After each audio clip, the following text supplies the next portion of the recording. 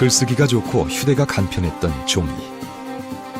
그래서 기록 문명의 시대를 연 종이는 이제 서역으로 필연적인 여정을 시작한다.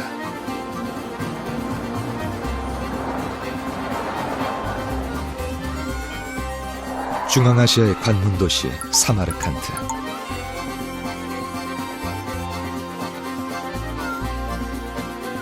실크로드의 대상들이 세웠으며 위대한 왕 티무르가 제국을 일궜던 도시.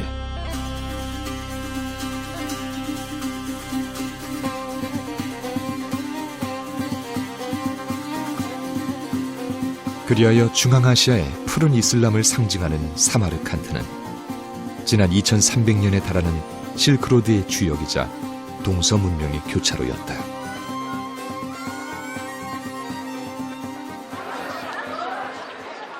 사마르칸트가 사람들이 모이는 곳을 의미하듯 세상의 모든 물건이 모이고 흩어졌다는 이곳.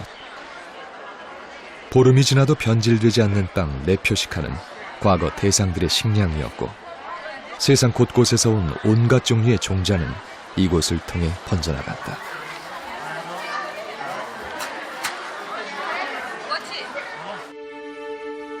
실크로드의 시대.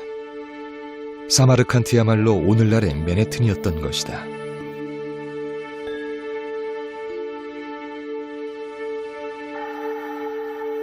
그러나 아프라시아, 진짜 사마르칸트의 전성기는 이 땅속에 묻혀 있다.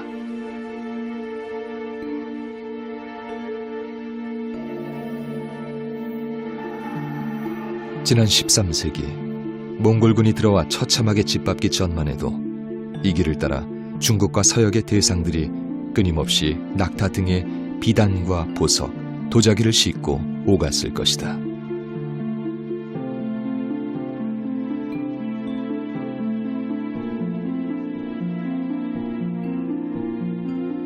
아프라시아 유적에서 발굴된 벽화는 지금도 생생하게 당시의 모습을 증언한다.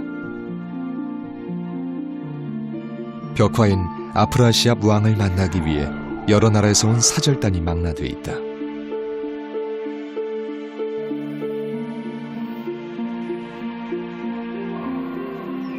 (7세기) 북방 초원의 강자였던 돌궐인, 당시 최초의 통일 제국을 건설했던 동쪽의 티베트인들, 심지어 조우관을 쓴 고구려인까지 등장한다.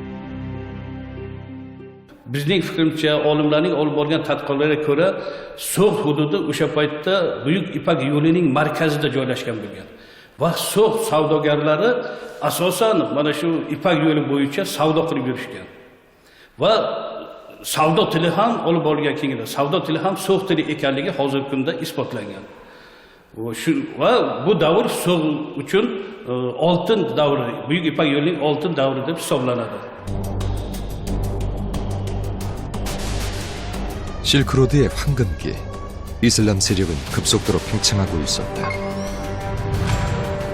그러던 751년, 오늘날 키르키즈스탄에 있는 탈라스에서 운명적인 전투가 벌어진다. 고구려인 고선지가 이끄는 당나라군과 이슬람 아바스 왕조의 대결. 이것은 이슬람 세력의 승리로 끝난 작은 전쟁에 불과했지만 문명의 전파로를 바꾼 거대한 전쟁이었다.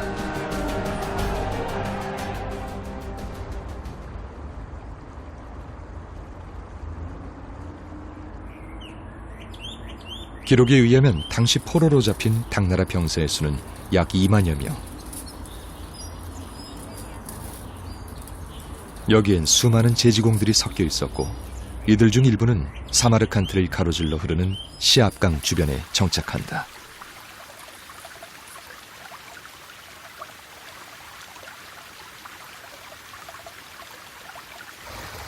오늘날도 시압강 주변에선 종이 만드는 과정을 볼 수 있다.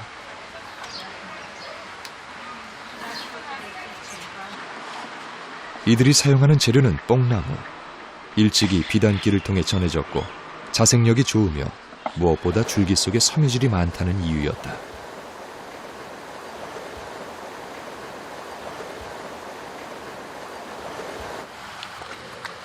그리하여 한때 시압강에만 2000여 개의 물레방아가 있었고 이들 중 300여 개는 종이 공장에서 사용했다고 한다.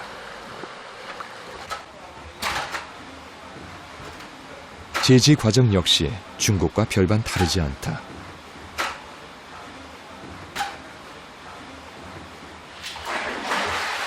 줄기를 삶고 찢고 지통에 넣어 풀어낸 다음 대나무 발로 한 장 한 장 떠내는 것. 다만 크기가 작고 뽕나무를 사용한다는 것이 중국 종이와 다를 뿐이다. Samarqand qog'ozi mana boshqa qog'ozlardan farqi shundaki, u bu jarayon juda ko'p kechadi. Hammasi suv orqali bajariladi. Shuning uchun ham bu qog'oz suvga chidamli.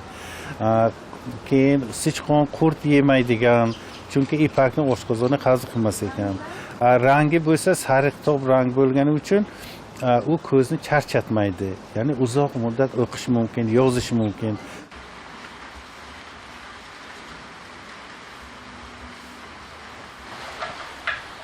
제지의 마지막 과정은 대리석판 위에 올려놓고 광을 내는 것. 이 과정을 거치면 종이는 비단처럼 반들거리는데 이것이 바로 중앙아시아는 물론 유럽까지 명성이 자자했던 사마르칸트지다. o'sha paytdagi o'sha qog'oz ixtiro qilishi, ya'ni bu qog'ozga undan oldin mana pergamentda yozilgan, o'sha terlarda, papirusda undan yozilgan, terligi yog'ochlarda yozilgan. Lekin o'z anaqasida bular o'sha paytdagi xomashyolar kamligi, tarqalish qiyin bo'lganligi, juda ham qimmat tushganligi uchun ham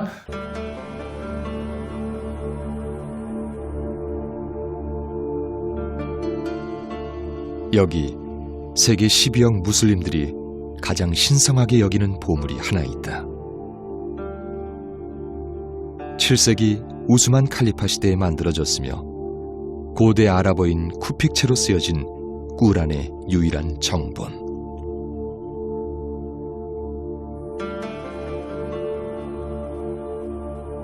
가죽으로 된 이 꾸란을 만들기 위해선 최소한 40마리 이상의 사슴이 필요했을 것이라고 전문가들은 말한다.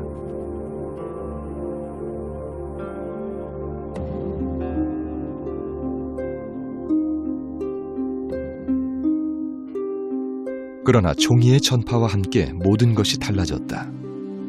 종이는 가죽보다 싸고 얇고 가벼웠으며 대나무를 깎아 만든 펜만 있으면 얼마든지 자유롭게 필사할 수 있었다.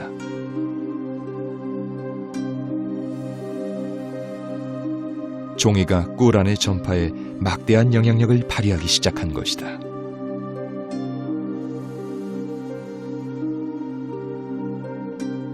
필경사들은 꾸란 외에도 수학, 물리학, 천문학, 역사 등을 잉크도 마르기 전에 출판해냈다.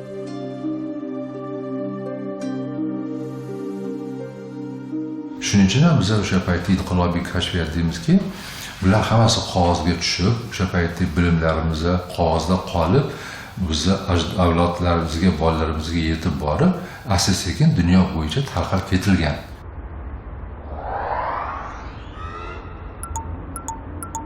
8세기 당나라와의 탈라스 전투에서 승리한 이래 줄기차게 꽃피어왔던 중앙아시아의 푸른 이슬람.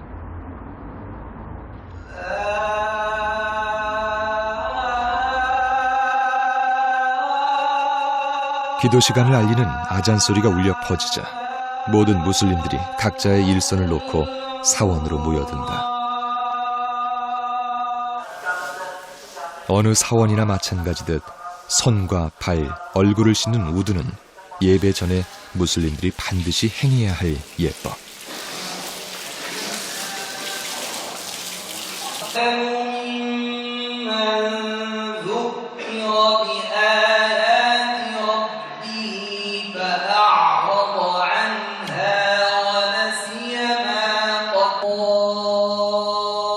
하나의 영혼. 구원을 향해 마음을 모으는 시간.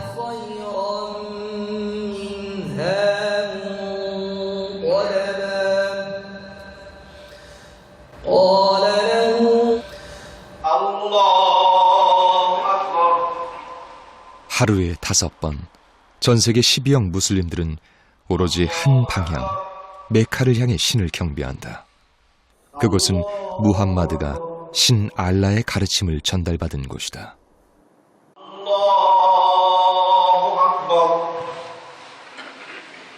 이런 의식을 통해 신 알라에게 절대 복종하고 알라의 가르침을 따르겠다고 스스로 다짐하는 것이다.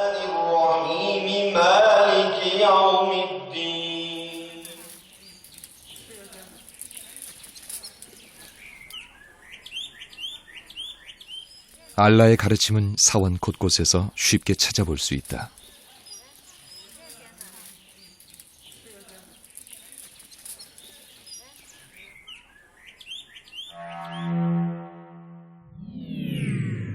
지식을 추구하는 것은 모든 무슬림의 의무다. 또 이렇게도 말한다.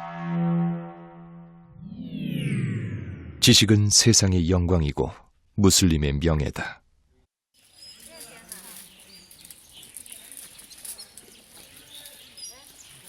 그리고 이슬람 사원은 지식의 전당이 된다. 모스크 곳곳에는 교육기관인 마드라사와 도서관이 설립됐고 학생들은 책을 통해 세상 곳곳에 흩어져 있는 지식을 마음껏 습득했다.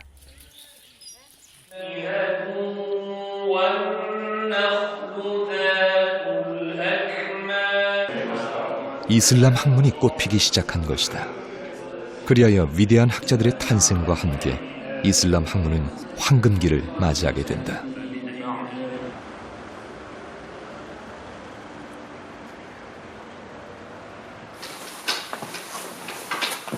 중앙아시아 필사본 중 가장 중요한 자료를 소장하고 있는 이곳에 당시 이슬람 학문을 대표하는 고서가 있다.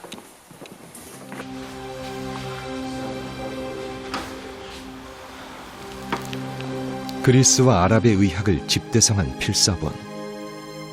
유럽 학자들에게까지 의성이라 칭송받던 사람.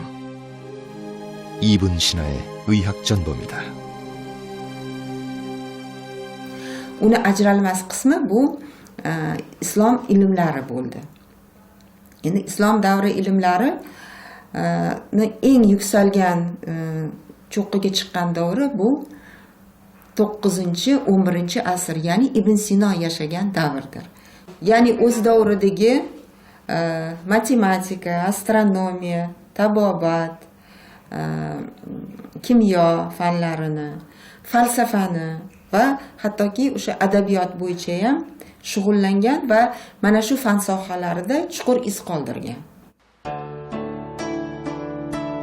어린 시절 의학에 입문한 이븐 시나는 이미 17의 나이에 천재성을 발휘했다.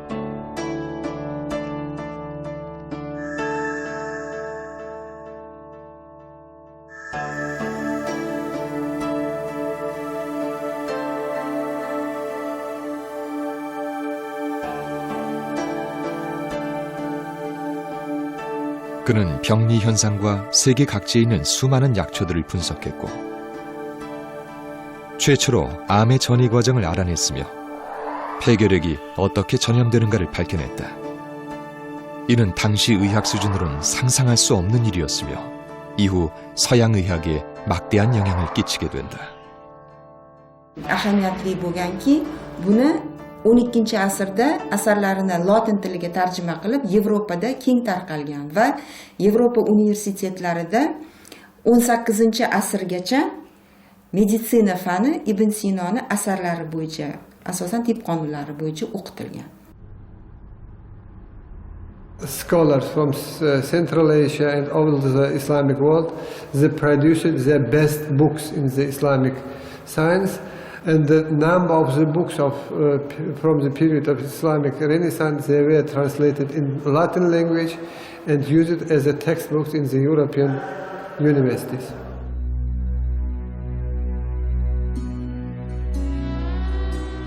나무의 또 다른 얼굴인 종이. 중국에서 탄생한 종이는 이렇듯 대평원 중앙아시아에 학문적 향기를 불어넣었다.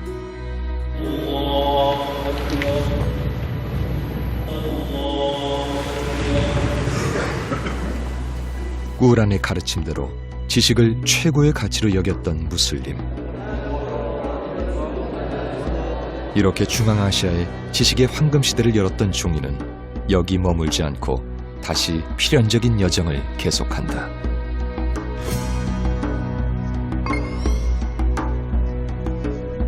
중국에서 만들어졌고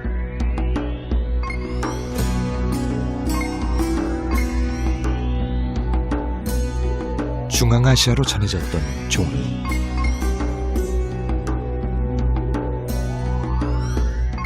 그 종이가 유럽에 전해진 것은 탄생한 지 무려 1000년이 넘은 12세기였다.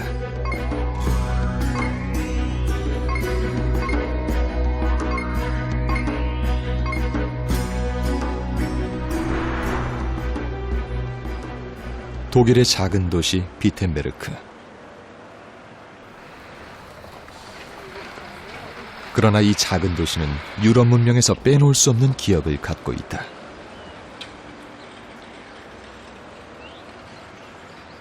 바로 종교 개혁을 부르짖었던 한 위대한 선각자 때문이다. 그의 이름은 이곳 비텐베르크 대학 교수이자 신학자였던 마르틴 루터.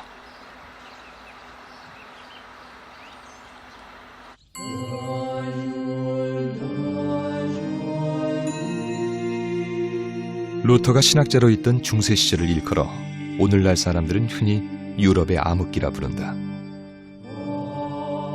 오로지 교회의 성직자들만이 지식을 독점했고 독점된 지식을 바탕으로 절대 권력을 휘둘렀기 때문이다.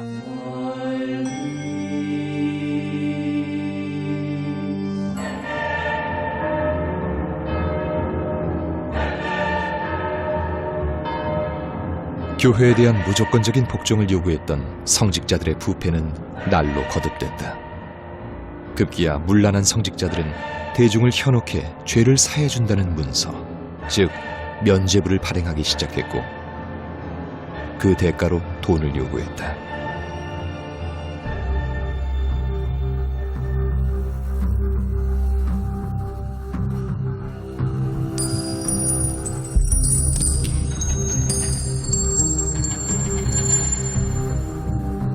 그것은 종교적 양심을 봉해버린 신권의 몰락이었다. 자연스럽게 교회 내부로부터 비판의 목소리가 들리기 시작했다.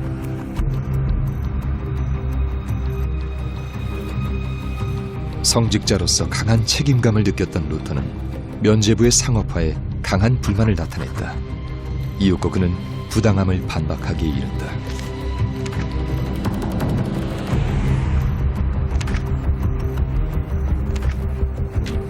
그것은 어쩌면 목숨을 버려야 할 수 있는 위험천만한 일이었다.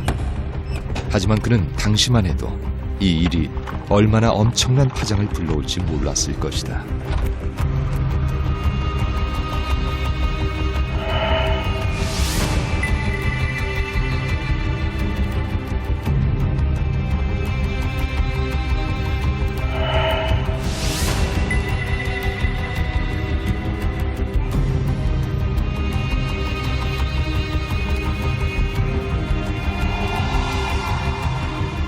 반박문은 교회의 정문에 붙여졌다.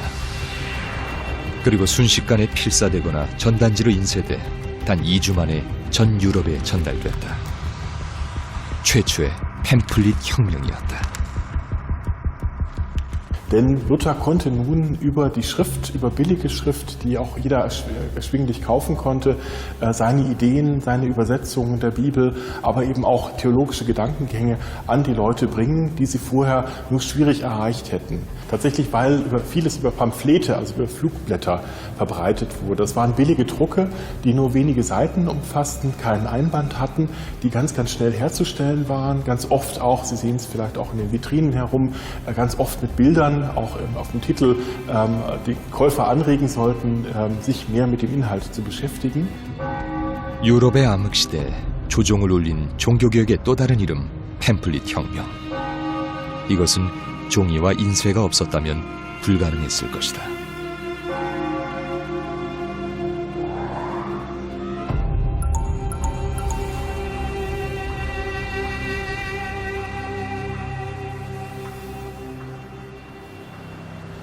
독일 마인츠에 있는 구텐베르크 박물관. 이곳은 지식의 독점이 아닌 지식의 보편화를 일궈냈던 인물인 구텐베르크를 위해 건립한 박물관이다. 주형으로 만든 활자. 15세기 금세공업자였던 구텐베르크는 이 활자를 이용해 자유자재로 무한정 찍어낼 수 있는 인쇄기를 만들어낸다.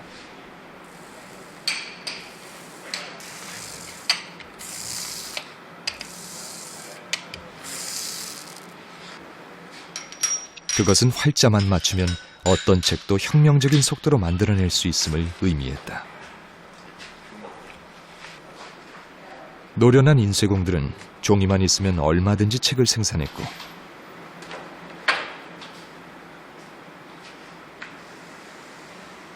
구텐베르크의 인쇄기 한 대만으로도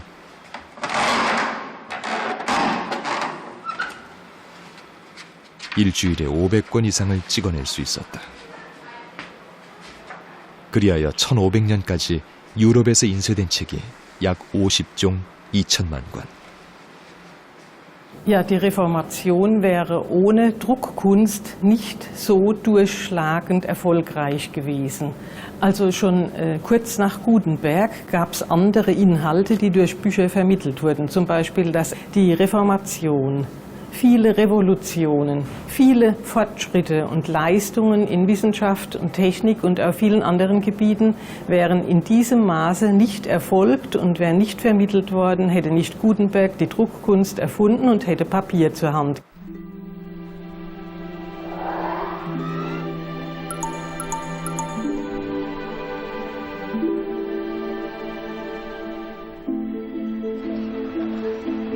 종이와 인쇄기의 만남을 통해 사람들은 자신이 원하는 지식을 얼마든지 손쉽게 구할 수 있는 시대가 됐다.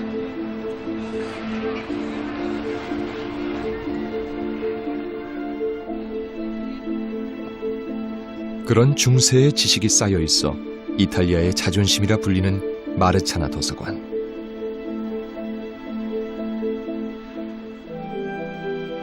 (16세기에) 건립된 이곳은 13,000점에 달하는 중세의 개인 기록물과 기관 기록물, 그리고 구텐베르크 시절의 인쇄물 2,883점이 보존돼 있다.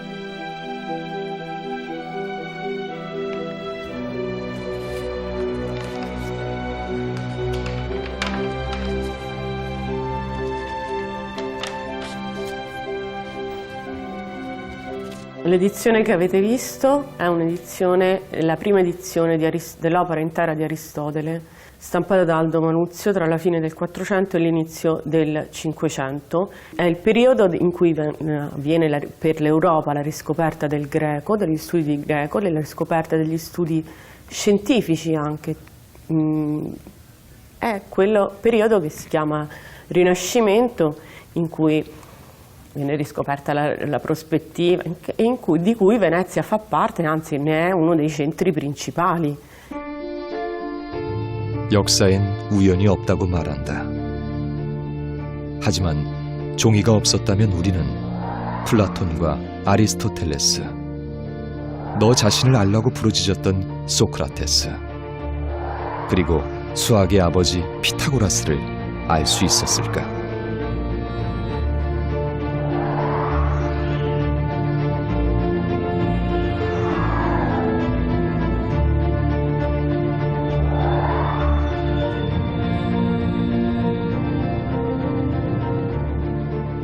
오늘날 유럽의 르네상스가 종이와 인쇄술 없이 가능했다고 믿는 사람은 없다.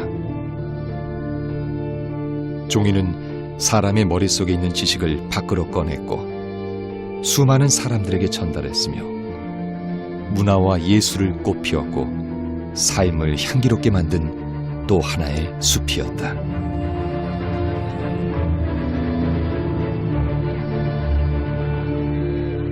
蔡伦用树皮等植物纤维发明纸张，到现在已经有1900多年，造纸技术已经发展得非常的现代，纸张无处不有，无处不在，但人们反而忘掉了它的重要性，甚至忘掉了有纸的存在。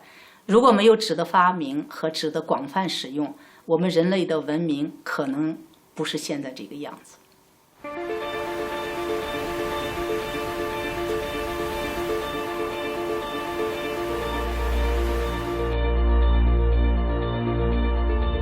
종이가 탄생한 지 1900년.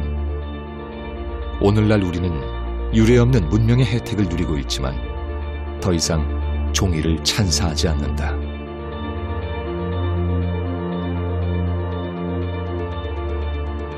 나무들이 빼곡했을 자리는 거대한 인공 구조물이 차지했고, 종이가 아닌 전자 문명이 지식 문화를 대신하고 있다.